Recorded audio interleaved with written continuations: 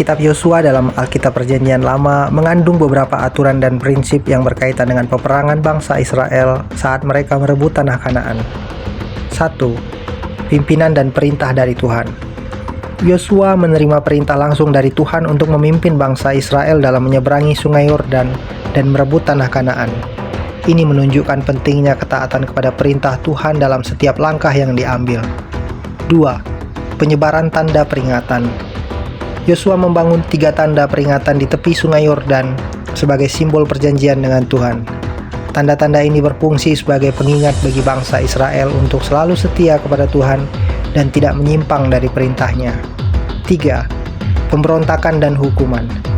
Ketika seorang tentara bernama Akhan melanggar perintah Tuhan, bangsa Israel mengalami kekalahan dalam merebut kota Ai. Akhan dihukum karena melanggar perintah dan perjanjian dengan Tuhan. Ini menunjukkan pentingnya kepatuhan dalam peperangan. 4. Pengorbanan dan ketaatan. Bangsa Israel diharuskan menunjukkan ketaatan dan pengorbanan dalam peperangan mereka. Ini termasuk mengikuti instruksi dari pemimpin mereka dan dari Tuhan, serta berperang dengan semangat dan keyakinan bahwa Tuhan akan membantu mereka. 5. Penghancuran kekuatan musuh. Yosua memimpin bangsa Israel dalam mengalahkan raja-raja Kanaan yang berada di sekitar tanah yang mereka rebut. Ini termasuk penghancuran kekuatan musuh yang menghalangi mereka dari mencapai tujuan mereka. 6.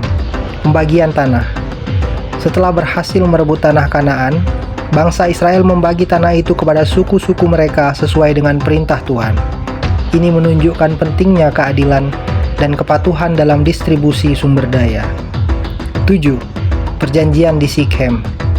Kitab Yosua berakhir dengan perjanjian di Sikhem, di mana bangsa Israel memperbaharui perjanjian baru dengan Tuhan, memperkuat komitmen mereka untuk tetap setia kepada Tuhan dan hukum-hukumnya.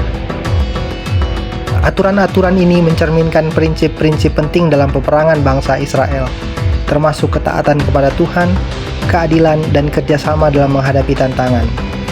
Pada masa Yosua dan kitab Hakim-Hakim, bangsa Israel memiliki beberapa aturan dan prinsip terkait peperangan yang diatur oleh perintah Tuhan dan pemimpin mereka.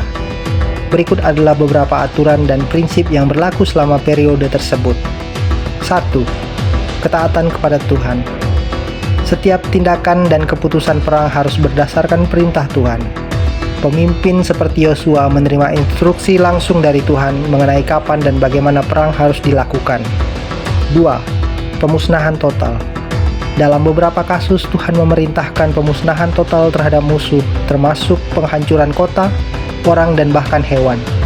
Tujuan dari pemusnahan ini adalah untuk menjaga kemurnian agama dan mencegah penyembahan berhala.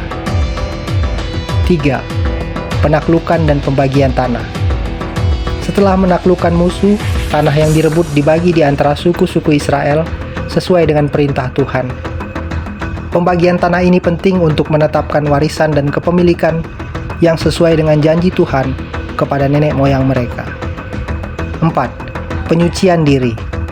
Sebelum berperang, bangsa Israel seringkali melalui ritual penyucian untuk memastikan bahwa mereka berada dalam keadaan yang benar di hadapan Tuhan. Ini bisa melibatkan doa, persembahan, dan tindakan simbolis lainnya. 5. Keadilan dalam perang. Yosua dan para hakim berusaha untuk bertindak adil dalam peperangan mereka. Ini termasuk memberi kesempatan kepada musuh untuk menyerah sebelum pertempuran dimulai dan mematuhi aturan-aturan yang ditetapkan Tuhan. 6. Pemimpin yang dipilih Tuhan. Para pemimpin perang seperti Yosua dan para hakim dipilih oleh Tuhan untuk memimpin bangsa Israel dalam pertempuran mereka. Kepemimpinan mereka diakui sebagai otoritas yang sah karena mereka menerima bimbingan langsung dari Tuhan. 7. Penghapusan penyembahan berhala. Salah satu tujuan utama dari peperangan adalah menghapus penyembahan berhala dari tanah Israel. Ini seringkali melibatkan penghancuran kuil-kuil dan berhala-berhala bangsa musuh. Aturan dan prinsip ini mencerminkan ketergantungan dan ketaatan bangsa Israel kepada Tuhan dalam setiap aspek kehidupan mereka, termasuk dalam peperangan. Dengan mengikuti perintah dan instruksi Tuhan, mereka percaya bahwa mereka akan mendapatkan kemenangan dan berkat.